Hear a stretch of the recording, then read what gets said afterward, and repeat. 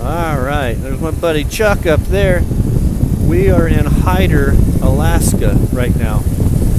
Just across the border. There's Stewart, BC, British Columbia. It is a Tuesday, July 4th, 2017. Rained all night. I gotta tell old Joel Foster he's got it right. This is incredible.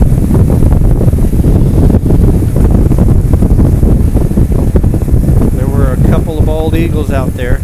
Dime a dozen here, I suppose, but for a guy like me, you don't see them very often.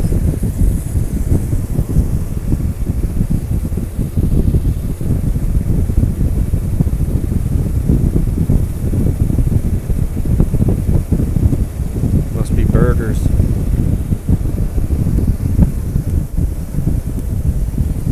You smell the salt in the water. Now Chuck says that's the Pacific Ocean. I don't know if it's true or not, but I'm going to go with that.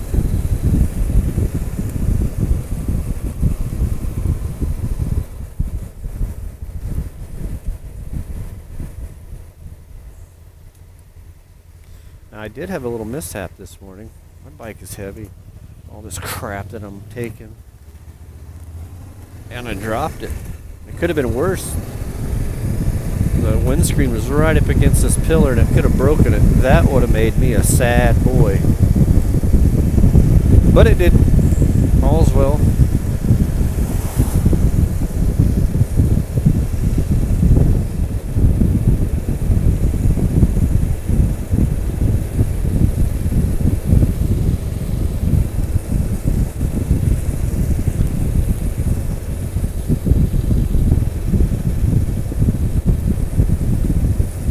Now, visiting here is awesome. I don't know that I could live here.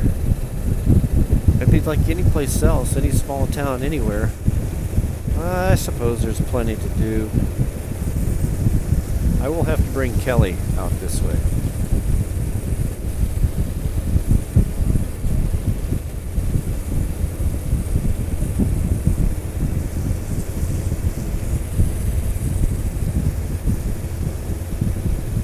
It's 7:26.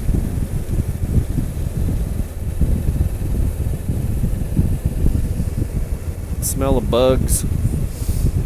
Plenty of skeeters. Plenty of skeeters.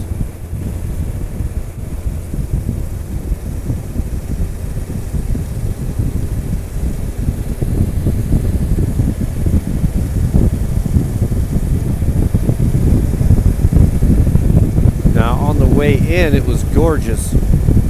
When I say in, on the way in from 37, Highway 37, scenery was just fantastic. I should have videoed the whole thing.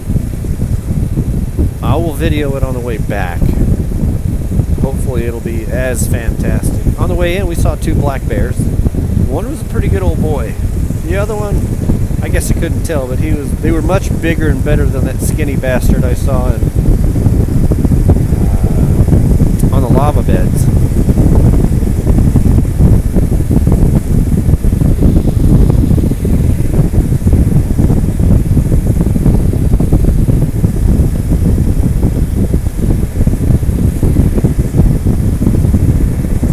Funny when you drive by a black bear and you stop to look at them. They turn around and they give you a look, just like your dog gives you a look when you tell him to go, tell him to do something and he knows he doesn't want to do it, so he just kind of stands there and says, "Alright, you really want me to do this? Are you serious about this?" But bears have a little bit of a different look in their eye, like, I could eat your ass. I'm not, because I don't feel like it, but I could. Piss me off. Starting to spit a little bit.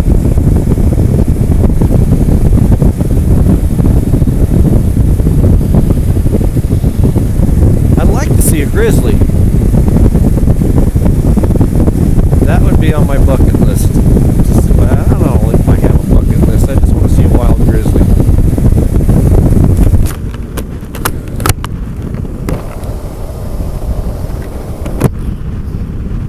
I don't know how good this video is going to be since it's raining.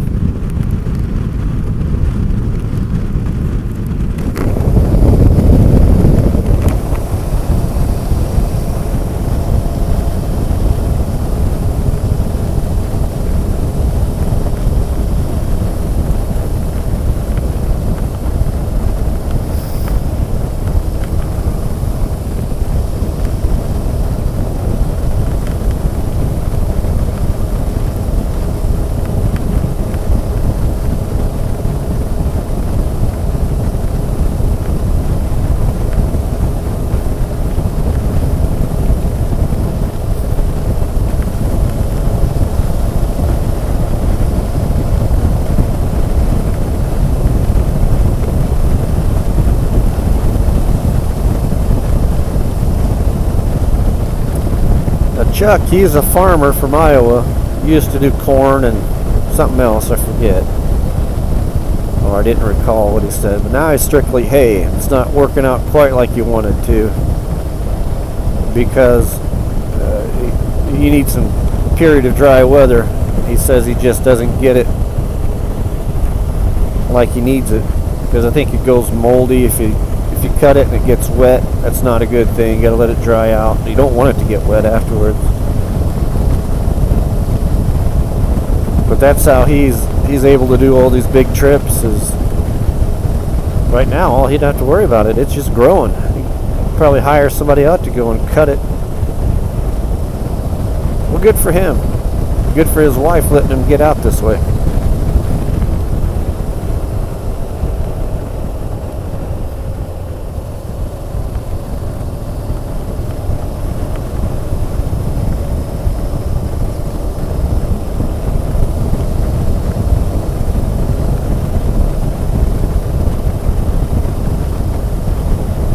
Can't tell, but he's a pretty big tall guy. He's probably 6'7".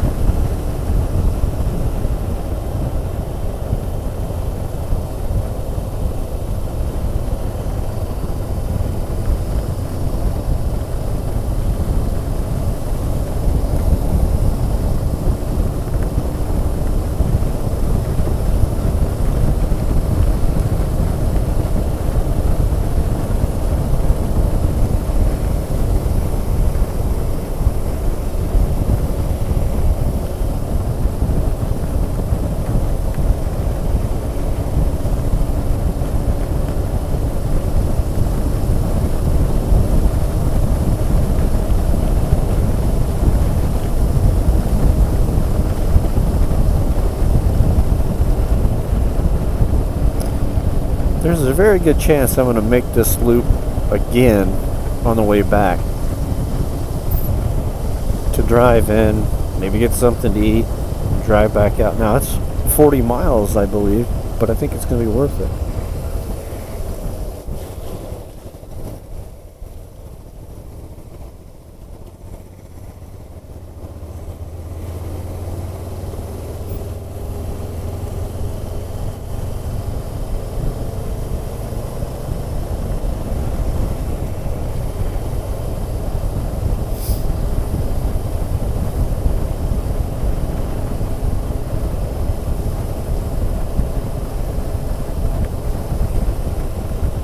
Pavement ends. No idea where this goes. I know he needs gas.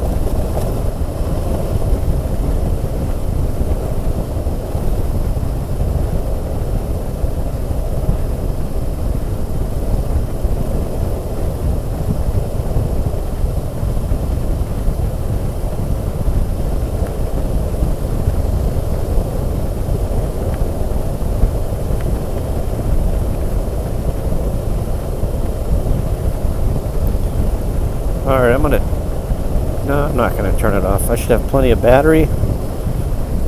And I don't know how much chip I have left, but we'll see. The second I turn it off, a big Grizz is going to come out and eat Chuck, and I'll miss it.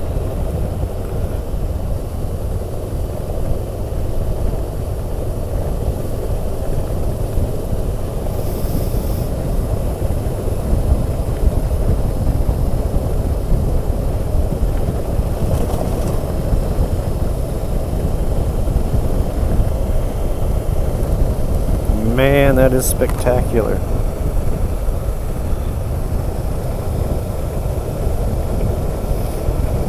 It's spectacular in that you don't see it every day in real life. You'll see it on TV, you'll see it in a commercial, you'll see it on a ad for vodka or some shit, but to see it in real life, that's something else. Not only see it, but to feel it. I can feel the moisture, I can feel the cold, the damp, the risk in a gravel road, being on an overloaded bike, all of that stuff.